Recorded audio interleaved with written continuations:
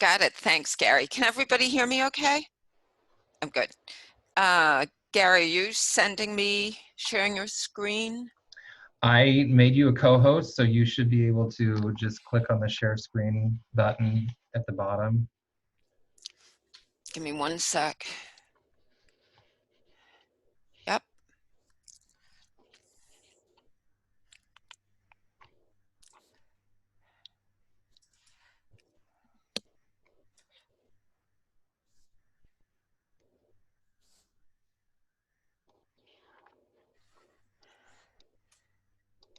Okay, how am I doing? Can everybody see my screen?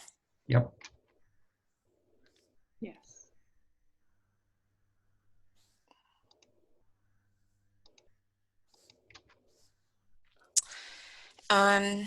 Good. So, first of all, Gary, thank you so much for putting me on the schedule. I truly appreciate the time.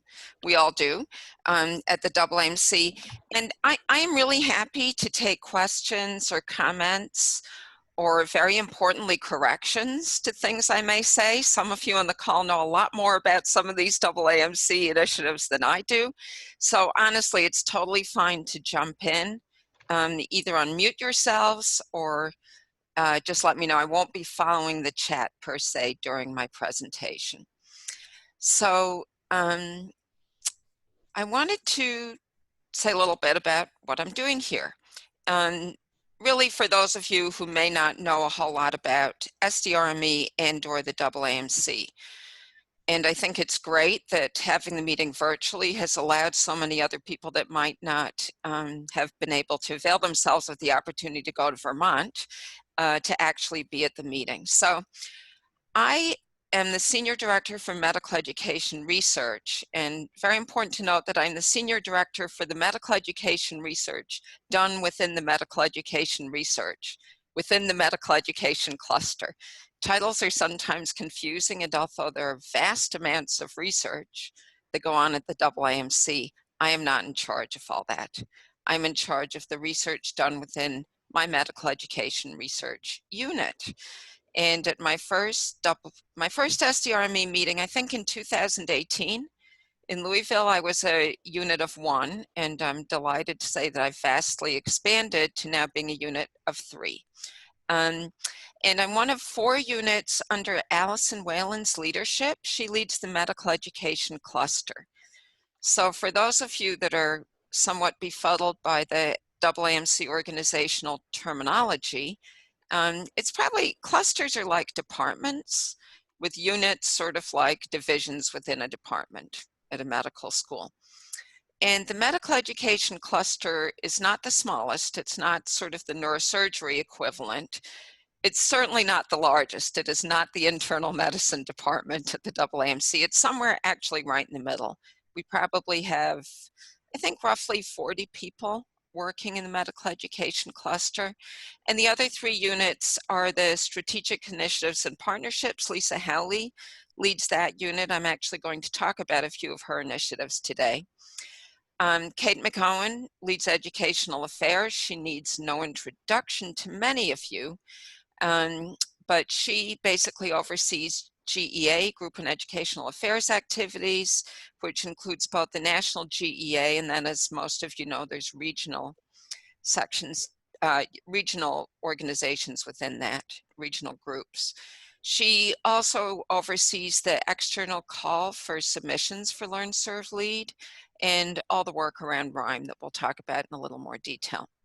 And then Ann Farmakidis leads digital educational resources. So to translate this title for you, she oversees the Academic Medicine Journal, the MedEd Portal Journal, Curriculum Inventory, and the relatively recently acquired Midbiquitous. So that is who we are, and that is kind of where I am within the AAMC. So again, for those of you who are new to SDRME or thinking about joining it, I strongly recommend you go and look around their website. It's a great website. I absolutely love the history section. There are some real nuggets in there. It's worth reading and rereading. And I was also really interested to kind of look at and periodically revisit what you've all defined as your critical success factors. I think it's great that you have these front and center, and it's certainly been useful to me over the years as I think about ways that the AAMC and SDRME might intersect. So these have been really useful to me, certainly. I think it's a great strength of the AAMC that we have so many SDRME members so actively involved in all sorts of things going on, and I'll really be able to touch on only a few of those today. I also think it's a real strength of SDRME that you're a completely independent organization from the AAMC or from any of the other national organizations. And I think that's worth acknowledging. So I thought what I'd do is kind of review some things that have gone on over the past year. I wanted to update you on some things going on now at the AAMC that may be of particular interest to you. And then hopefully we'll have a chance to think about some ways that we might work together over the upcoming year to really further leverage all the work you're doing to heighten your visibility within the AAMC and nationally and internationally. So gosh, this seems like a world and just another time and place to think back to Learn, Serve, Lead 2019. From our perspective organizationally, it was a great meeting. It was a very highly rated meeting. For those of you who were there, I was certainly very impressed by the great attendance all the way through, that final session on Wednesday at 1 o'clock or something. I mean, there were very engaged people in the audience, lots of great discussion. And the SDRME sponsored session was just terrific. The building an infrastructure to support educational research, program evaluation, CQI. Does one size fit all? And, I really do want to just give a really special call out to the SDRME members that put a ton of work into putting this together. Let's see, who do we have? Katie, Gary, Karen, and Jory. You had a very full room. You had a very engaged room. And it was really an absolutely terrific session. I do owe a huge apology to Katie for managing to underestimate, not once, but actually twice, during the session, the number of handouts you needed. And I'm really sorry about that. It was in some ways a happy problem that although we printed 75 or 100, it still wasn't even enough for the great attendance you had.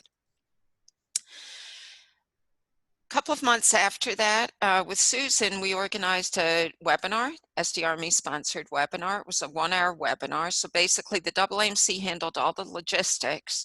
Your organization selected the speakers, you identified the discussant, the facilitator, and then you all worked on your end with the AAMC staff to prepare the session. Justin Sewall spoke on his cognitive load theory review. We can definitely plan to do this again in 2021 if everybody would like to do so. It was well attended. I think we had 75 registrants, which is very good for a January 2020 session. So please do keep that in mind. We're not required to do it again, but if you would all like to do it again, we are delighted to support that. And then moving to 2020, again, you all really pulled together and prepared a great session that went through the internal submissions. So this is within the AAMC. Those of you that have been involved in doing this know that it's, I think, a little bit of an eclectic process, and there are several layers to it. And by no means are all the proposals accepted. It was actually quite competitive this year. And actually your proposal made it all the way to the final, actually was fully accepted. And then of course, COVID hit. And just really, for all of us, I think we've just hugely segued in other directions. As you all probably know from an email, I think that went out literally within the last couple of days, Learn, Serve, Lead is going to happen It is going to be a completely virtual experience. It is November, excuse me, I think that should be 16 to 18. I apologize. I don't think it's a 10-day meeting. Um, but it certainly starts November 16. And you'll be getting more details. Registration will be opening in August. I think it's likely there's a lot of questions all of you have about what it'll look like, what the registration fee will be, what will happen to all the external submissions for rhyme papers, abstracts. I wish I had answers for that. I don't right now. I can absolutely assure you that as soon as Kate McCown can share anything, she definitely will. So please be on the lookout for all that. And it's kind of hard to describe the scope of the behind the doors work that goes on to undo a full face-to-face meeting a few months before it was going to happen, and then totally switch gears to launch what will hopefully be a very successful virtual meeting. So that is the status. The internal proposals and sessions that are going to be in the program are very, very different from what was envisaged for the full face-to-face meeting. So the proposal that SDRME actually had accepted internally will not be on the virtual meeting this year. I hope we can hold on to it and look to submit it for next year because it was certainly very well received. So again, I wish I had more details. What you're looking at now is literally what I know about it. I wanted to spend a bit of time really highlighting the remarkable extent to which SDRME members hold all sorts of national leadership positions within the AAMC. I have no doubt that this is an incomplete list. So again, other people on here, when we're done hearing from some of the people who are on the call, if you'd like to jump in with what you're doing in your position within the AAMC, please do so. Karen, you may want to talk about CFAS, but I'm going to ask Beth just to spend a few minutes talking about measure activities. Sure, happy to. First, I would just like to thank so many at SDRME who support Measure. Many of you are involved on the Rhine Program Planning Committee, our MERC facilitators, are in regional chair positions. So it's wonderful when I'm at this meeting, you know, I know so many of you from my involvement with Measure. Some of the projects that we've really been focused on this coming year have been to review and revisit our mission to make sure that it incorporates diversity and inclusion to make this transparent. And that's something that we're working on. Judy Shea has moved to the Medical Education Research Certificate Program to have online virtual workshops as compared to the face-to-face sessions. And many of you are facilitators within that program and I've done a few of these, I think others have, and I think that's been wonderful. We have been involved in a variety of research projects with the steering committee. One is the point person is Kayla Teal, who is Measure Chair-elect, and it is a mixed method evaluation of the regional grant program that we hope to submit for publication shortly. Also, we're involved with looking at what's innovative about an educational innovation, and Jory is the point person for that. We did have it accepted at Learn, Serve, Lead, but again, I think for many of our submissions, we're trying to explore how we'll work through that. We're really trying right now to figure out how to engage with our constituents since we are no longer having the face-to-face meetings. And we're going to have a planning committee meeting in September when we have a little bit more idea of where things are going with just Learn, Serve, Lead and the spring meetings and things like that to just have a sense of planning. But one of the things that we're trying to do is to pilot a consult service so that people who might be interested in scholarship, just like a consult service for a clinical specialist, to have something virtual that we can do. And so this might be an opportunity if people are interested in getting involved as we learn more. We're trying this in the central group right now. Yusun is on the call and has some wonderful ideas for the RHIME program planning committee going forward.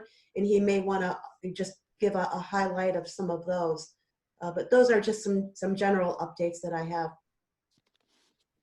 Beth, thank you so much.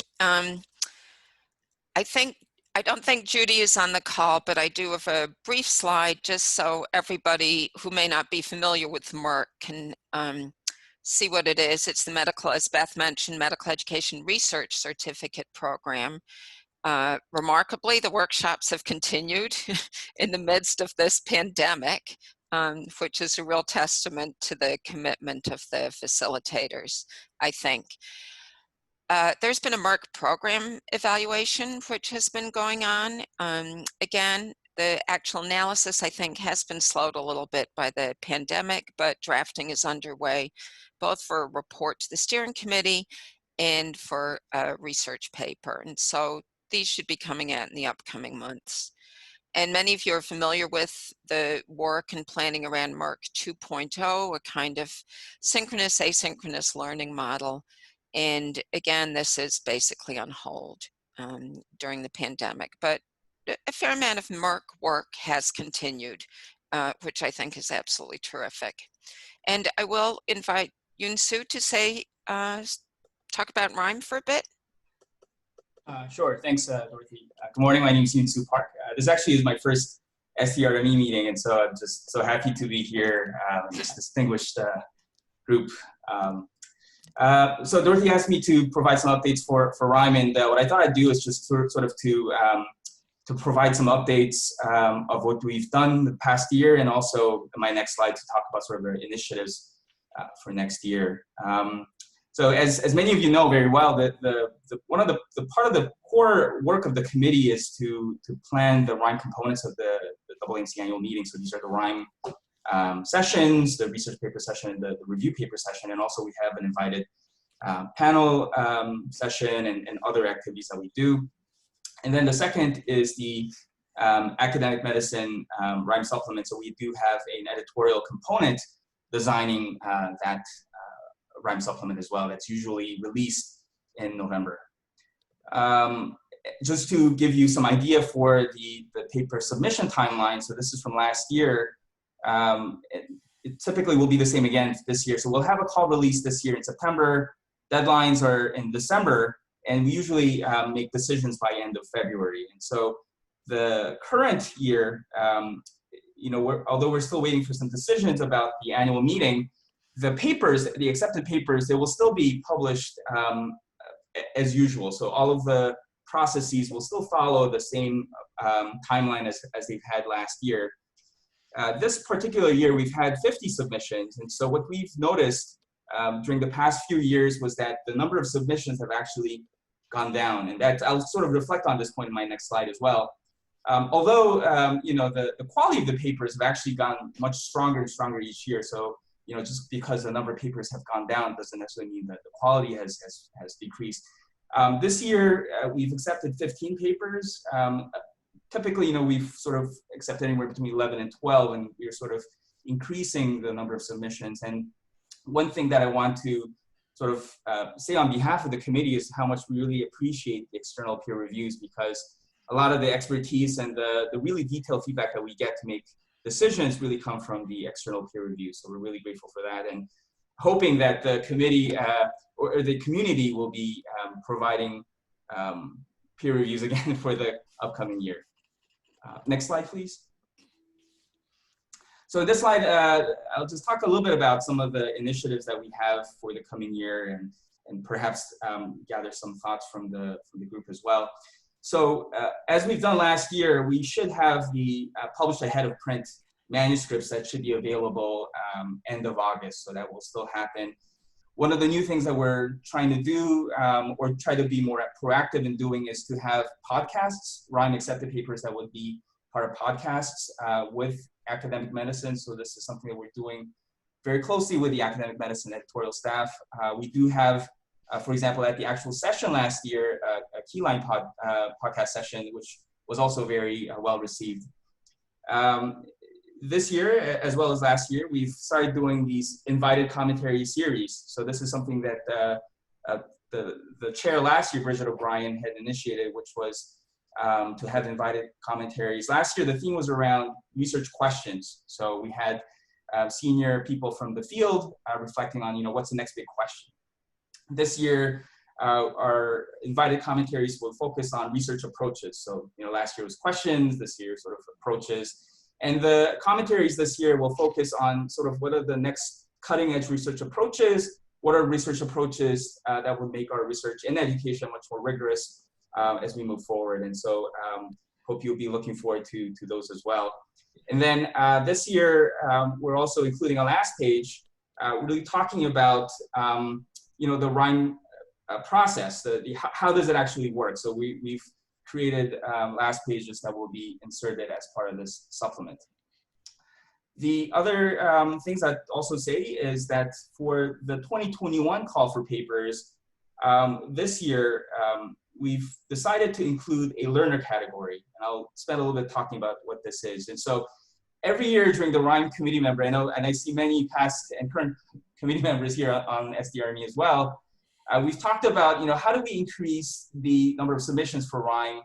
How do we get, submissions from the next generation of educational scholars? And so this is one of the initiatives that we've discussed in the past. And so we're trying to realize this in this call in this coming year.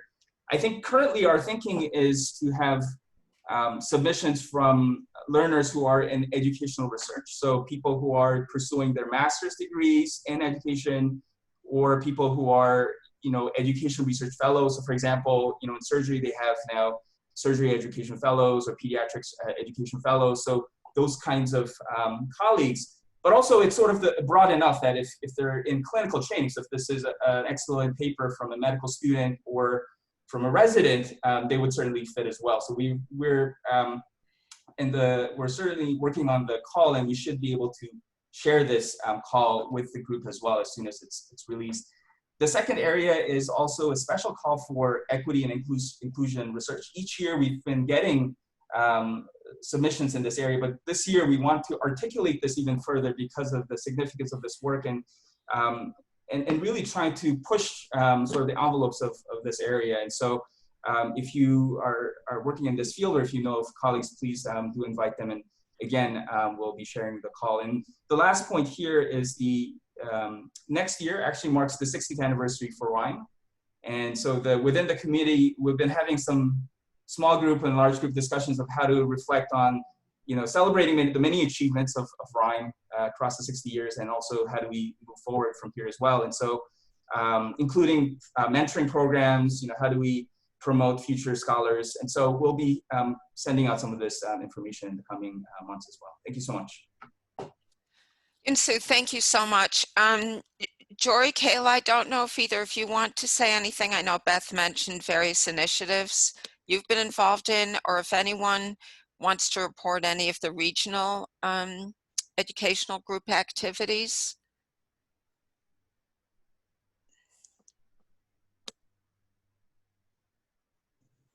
I would say that one thing I didn't comment on was the regional grants and the GEA National Grant Program that we're continuing to support, and many here are reviewers for that or are overseeing that. And I know right now those submissions are starting to come in. So for those of you who have been mentoring others, we really appreciate that. Thanks, Beth. Dorothy, this is Carol. I would like to comment on behalf of the GEA, seeing my name on the list.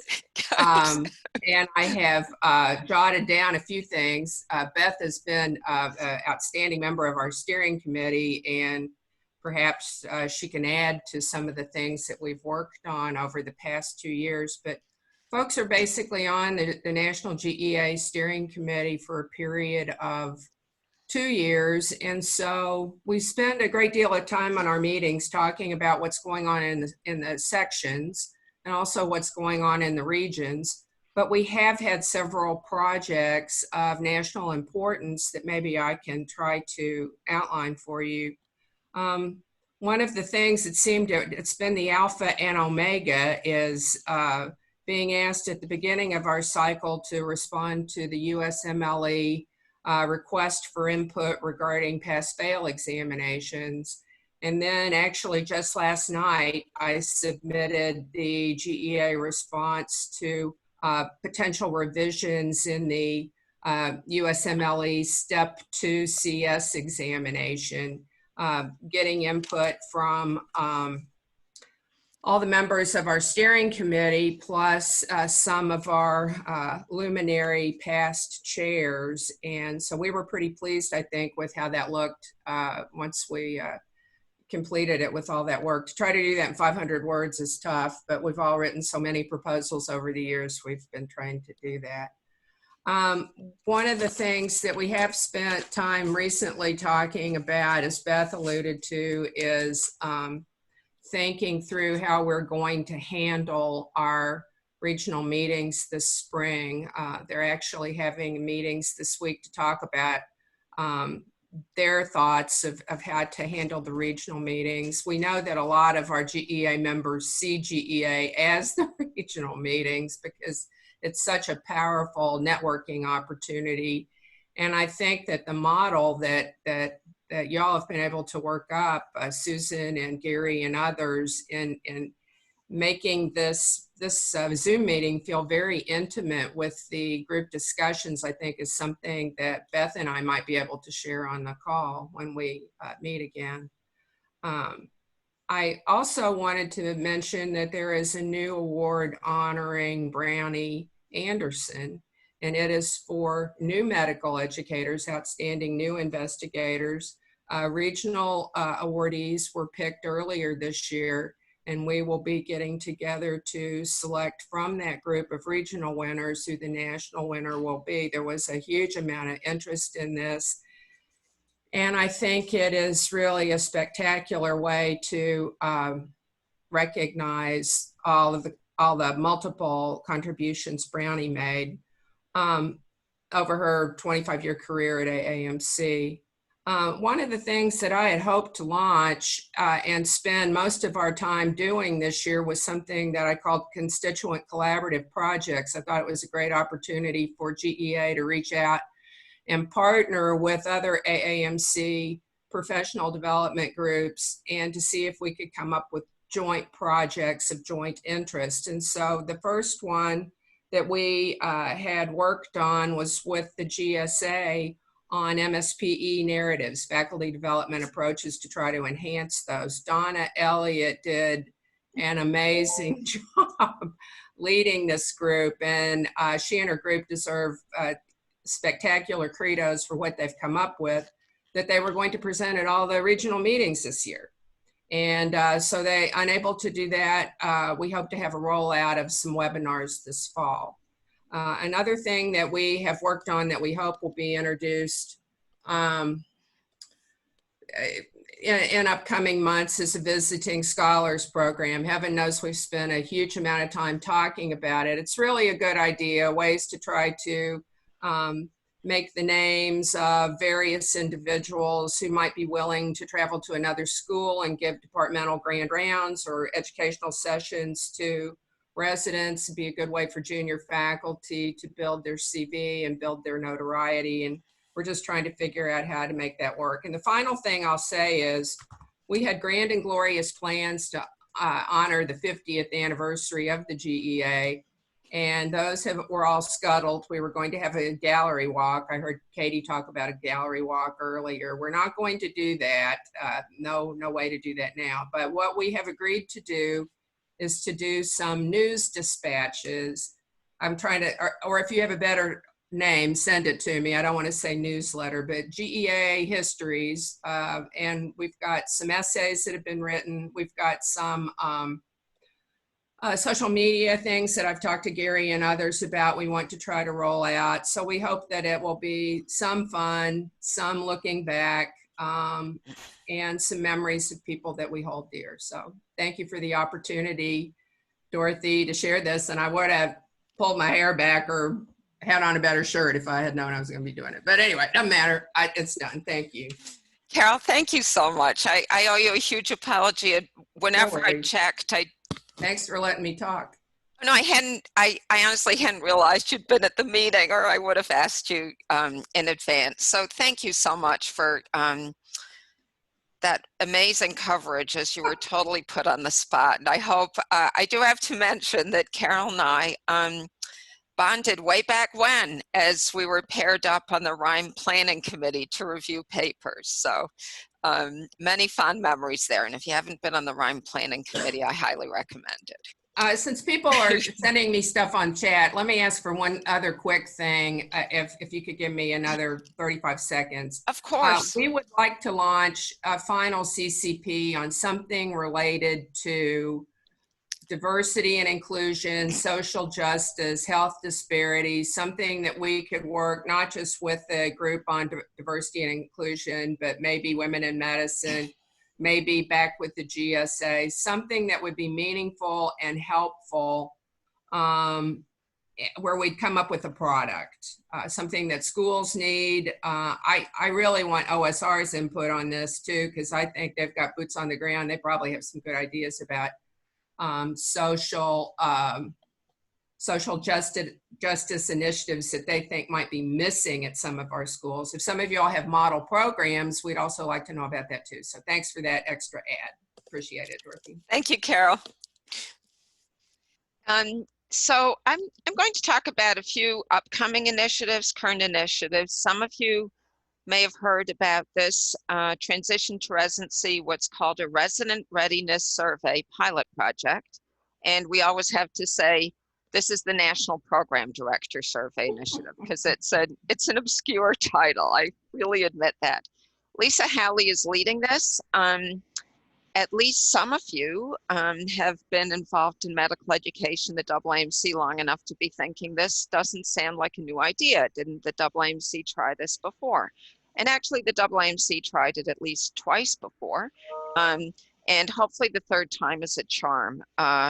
Somewhat remarkable that we're actually thinking this is going to be successful in the midst of everything that's going on. But nonetheless, there's many benefits potentially to this, which should really be able to reduce the variability in how basically every school sends a program director survey, or virtually every school, at various times, various contents, various approaches.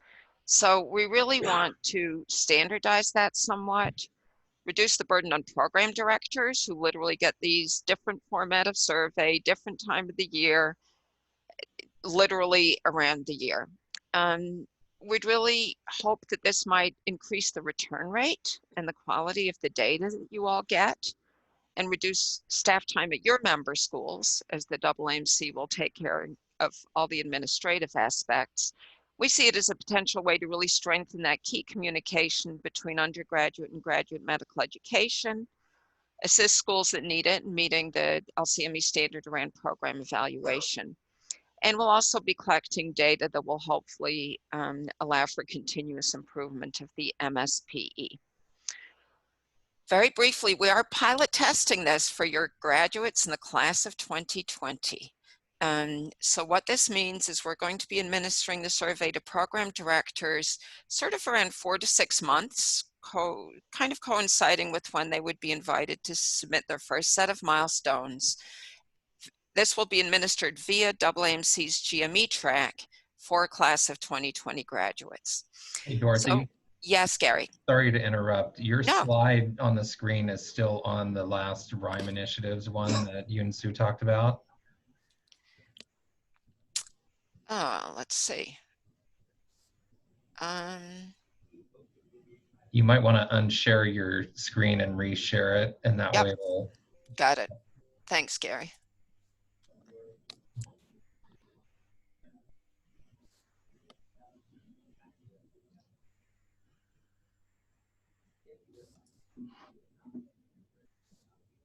Are we in business? Yes. Great. Okay, so I'm sorry about that. Hopefully Gary will be able to share the slides afterwards, but briefly, as I summarize the potential benefits of doing this National Program Director Survey, for all of you to know, if you're interested, an invitation was actually sent to the student affairs leaders and curriculum deans at all your schools early this spring, inviting them to participate. It may or may not have registered to them in the midst of everything going on. And there's a set of FAQs posted. There's a lot of information about this at the website. If you think your school would be interested in participating, please email me. We're nearly finished recruiting schools, but we're happy to try and add you in if you think you would be interested in doing so. You know, the survey items, as you would expect, pertain to the graduates' preparedness for various tasks in residency training, and then also some questions about how valuable the information provided in the MSPE actually was. Very importantly, if your school participates, you will receive individual level identified survey responses for whoever of your graduates the program director chose to complete the survey. So it won't be de-identified data, it will be fully identified data. Right now, I think we have somewhere around 70 to 75 schools. I don't expect you to look at this and be able to identify whether or not your school is participating, but really just wanted to point out that we've got a lot of schools participating. Red is the DO schools and blue are the LCME accredited MD schools. Another initiative I'll touch on very briefly is the cross-continuum competencies. These are really being developed with 3 levels of competency: student, resident, and attending physician, applicable across all specialties, and really being developed with broad input from a wide range of groups. Very briefly, some of you may already know the quality improvement patient safety competencies are already posted and available.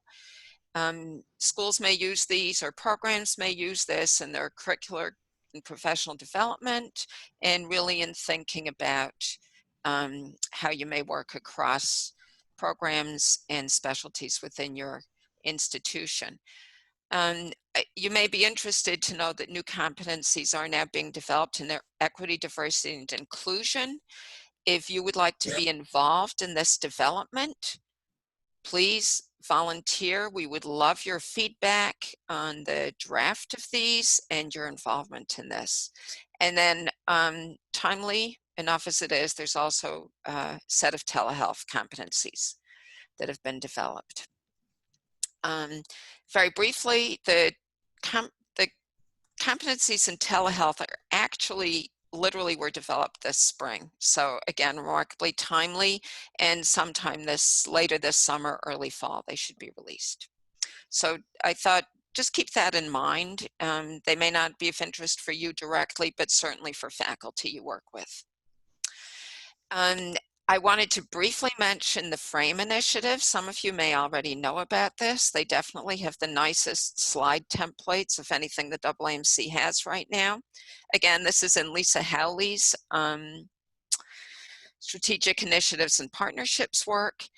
And the primary goal really is to improve the education and well-being of physicians with integration of humanities and arts in their professional development across the continuum. And the AAMC actually has a humanities and arts integration committee.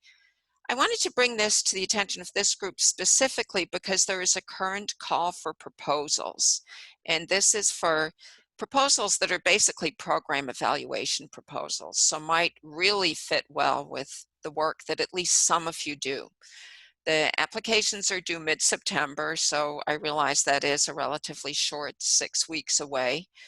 As research proposals go, it is not a very onerous proposal, and awards of up to $25,000. Again, not a huge amount of money, but if your school or your program is already doing some sort of curriculum related to arts and humanities, then please do take a look at this, because I think it's a nice opportunity. I know David Scorton was very, very public in his strategic planning process. There were all sorts of opportunities at Learn, Serve, Lead, various other places to give your input. Everyone's wondering what's going on with this, so I can update you that the group leading this has worked very hard to really identify 10 action plans that are basically the strategic plan for the organization. My understanding is these are going to be shared with the community at large in September. I would love if Gary and other people are interested, once we see what those look like, to think about scheduling a time when we can all talk together, look at what this strategic plan looks like, and really strategize about how SDRME might be involved, and would love input at that point. So Gary, whenever those come out in a mass mailing, please do take a look. And if you would like for us to do that, just let me know. I'd love to do that with this group. Absolutely. And I talked last year, I briefly mentioned Medmo, and I'll briefly update. This is the medical education database of matriculant outcomes, about 125,000 individual level records of US medical school matriculants in recent years, tracked longitudinally beyond matriculation. This is AMCAS or AMCAS based, so basically on students who applied to and were accepted and entered US medical schools, but pulling in extensive data from all the student surveys we administer and all sorts of other AAMC data that's really collected periodically both from and about the individuals in the database and updated annually. This is not purely a medical education cluster undertaking. It's actually a huge AAMC-wide undertaking, but data operations and services really are the key drivers. The way to think about this, if any of you have ever requested AAMC data, you'll know that you kind of get a data point by data point. You get various pieces of data. And this will be a new approach to providing data. This will be a single data asset that people who request the database for specific projects will get the entire database. They won't get pieces of data. And it will essentially be research ready to go in SPSS or whatever format. We are doing a lot, we're doing a lot of internal testing and use, and we're working on development of a de-identified version for external researcher use. Like many other things, I do have to say that this has been put on hold for the last few months because of diversion of all of us to various COVID-related work. But we do anticipate sometime the upcoming year, probably not as soon as I'd like it, but as soon as it's possible, to do an external call for proposals for researchers who would like to use the database for specific projects. And we will plan to accept a few of those that really seem to be appropriate and interesting ways to use the database. And we really want to develop a community of practice among external users to use AAMC data for longitudinal cohort studies. This will not be the be-all and end-all of databases. It is really just literally a first pass at doing this, but it is a very different way for AAMC data to think about making their data available to external researchers. And then I absolutely need to note that this is not a new idea. Donna Jeffy, who's I think now joined SDRME, really led, and I followed along in really amazing work that she did constructing a matriculant database, work she's done over the last 10 years. So I really borrowed from this idea when I joined the AAMC. And then I do have to say that everything old, even Donna's idea, is new again. There's an absolutely fascinating publication. And if you want some relief from professional stress, I strongly suggest you go look at this publication. It's available online, open access in academic medicine, but really describes the AAMC's longitudinal study in medical education. And it makes for fascinating reading in a number of regards. I do have to very briefly touch on COVID-19. You're all probably aware we've been doing a lot of work, to say the least, in this area. There's extensive resources specifically for medical schools in medical education. I've just put the website here. You may or may not know that there's a wonderful collection just growing by the day of resources for clinical teaching and learning experiences without physical patient contact. Many of you may have contributed to this. Last time I checked, there's over 500 resources. It's a searchable database. If you've contributed to it, thank you very much. It's greatly appreciated. If you haven't yet, please think about doing so or letting your faculty know. And then please keep in mind there's the Building Better Curriculum webinar series that, again, has really been focused on curricular elements and assessments that do not involve direct physical patient contact. These have been really lively, very engaging, really interesting presentations from a lot of schools that might not necessarily be the usual suspects, so to speak, and some great resources. And again, great professional opportunity. If you have faculty that's doing something interesting, please submit their ideas for a future webinar. It's been a great series. I will briefly mention AAMC journals. Lots of people on the call are right now have all sorts of editorial capacities, both at MedEd Portal and at Academic Medicine. Both journals are always desperate for reviewers. They've been flooded with submissions since the COVID pandemic started, remarkably enough. So again, if you have any capacity or interest to be a reviewer or a faculty that might want to do so as a professional development opportunity, please do let them know. Some of you may know there's a snapshots issue of academic medicine. This is basically snapshot descriptions submitted by every LCME accredited medical school of really what's going on in medical education, literally as a snapshot. Again, the snapshots were taken literally in February 2020, so they will not necessarily capture the incredible amount that's gone on since then.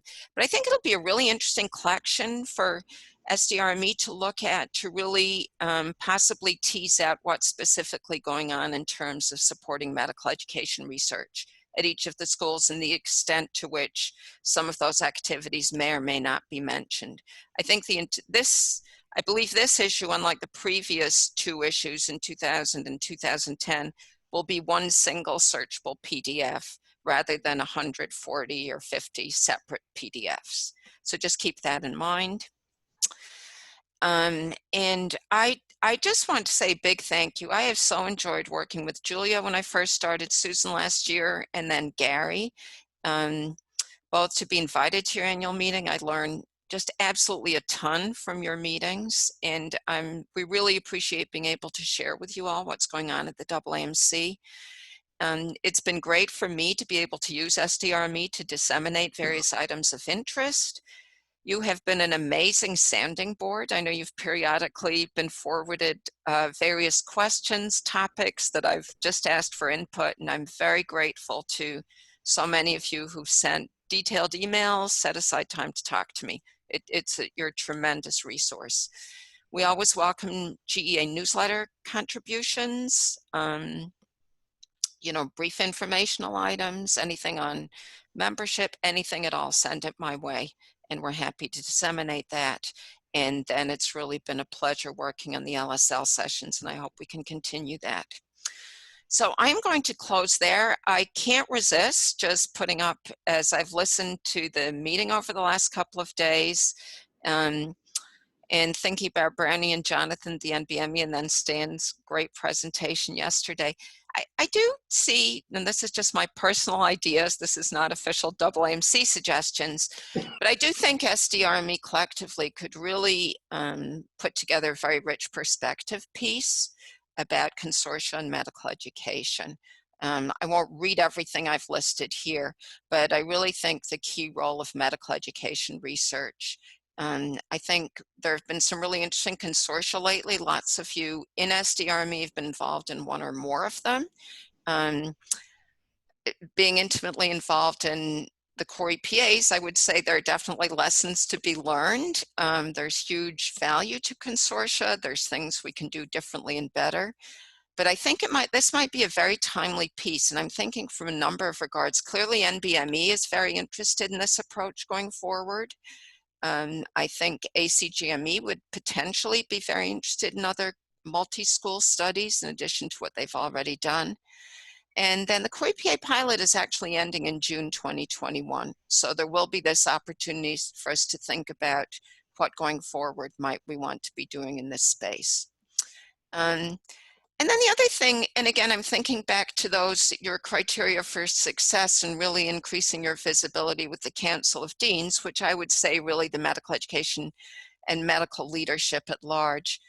You might really want to somehow think about some sort of inventory piece about the tremendous reach of SDRME members in leadership positions, just literally not only in the AAMC, but in all sorts of other national and international organisms. You're kind of this hidden gem with this remarkable reach. And I think that's a story worth telling and publicizing. So I think I've probably run over my time. I'm sorry, Gary. Again, Carol, I really apologize for putting you on the spot, and thank you so much for your contributions. And also to Yoon, Sue, and Beth, who did have some advance notice, but thank you also to them. So I'll stop there and happy to take any questions now or email me anytime. Thank you. Thanks, Dorothy, and thank you for the last slide. You've done my work for me for the year as president, so I don't even have to think about it myself. Truly appreciate it. Kamal, were there any questions that you noticed on the chat that we can throw at Dorothy? There was just one question, and that was, how does MEDMO and medbicuitous overlap or interact? That's a great question, and they don't at all right now. So Okay. they are totally separate processes. Okay. Yeah, I'll just leave it at that. They're totally separate, and MEDMO will be purely a data asset that resides within data services and operations at the AAMC. If any of you have ever requested, GQ data or any other AAMC data for research purposes, you know that you submit an external request through data services. MEDMO will become another data asset that people can request, but it would be purely through data and services. But I'm hoping lots of people on the call will submit proposals, because we'd love to get you, at least some of you, involved in using it. It'll be a trial and error process, and we'll have a lot to learn. Yeah, Dorothy, this is Karen. That was my question, and I just wanted to expand it just for a little bit, because my understanding is that Medbiquitous is looking at data standards and how to create sort of universal ways of communicating data across databases. And so my question really was about, how are we, the AAMC and everybody else, making sure that as these databases are coming online, that they're following protocols and nomenclatures? So that's a great question. And for those of you who don't know, Karen basically explained what Medbiquitous is. It used to be owned, I don't know if owned is the correct word, so if somebody on the call knows better, please jump in. But it was basically developed at Johns Hopkins. And the AAMC is somebody on that can talk more about Medbiquitous? No, Okay. I just affirmed that that's where it came from. I'm a bit of a part of it, but it is data language. Yeah. Yeah, this is Hugh. I'm on the Medbiquitous committee, and yes, as Karen said, what it is they are ANSI standards for basically for formatting data, so that everybody subscribes to a standard and formats their data in the same way, so that data from multiple sources can be collated into a unified database. And so that was Karen's point, is it would be really useful for MEDMO if this were true, that they could bring in data from multiple sources into one place, and everybody could use it in much the same way, rather than having the data, in a variety of ways that one, you can't collate it, and two, it makes it so much harder to use. And this might be a really good opportunity for MedMo to work with MedBuiquitous and request that a standard be developed that would accomplish that end.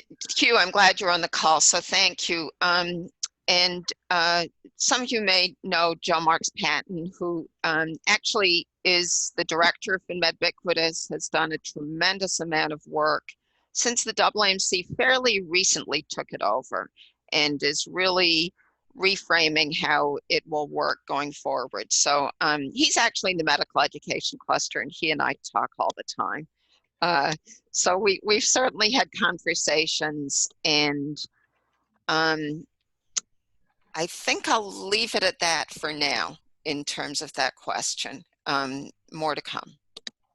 So this is Patty Carney from Oregon Health and Science, and I've been an enthusiastic user of AAMC data. And excuse me, I just have to do a shout out to your data team. Oh yeah, they are incredibly wonderful to work with, and the most recent paper we're almost ready to submit, and I just can't say enough about your data team. They were just fantastic to work with.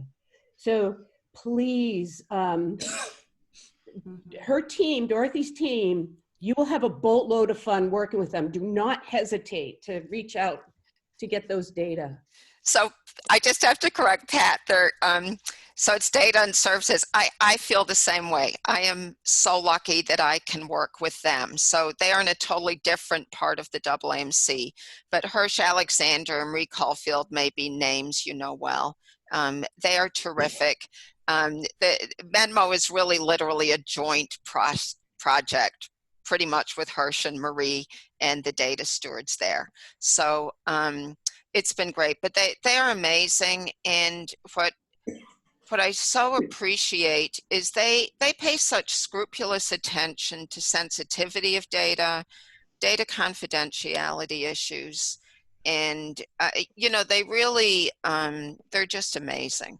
And so as you can imagine, at first glance, you might think that for 125,000 people, it would be impossible to re-identify anyone. And it's actually quite amazing how rapidly you potentially could. If you think about, you know, female Native American MD PhD program graduate who went into neurosurgery. You know, you so We're very careful. We did try to get some data on Native Americans, and yeah, they were incredibly careful, very respectful. And the other thing I loved about them is they're incredible data hygienists. Yeah. Yeah, so thank you. And I take zero credit. I totally agree with you. It's really a privilege that I can work with them. So thank you for that.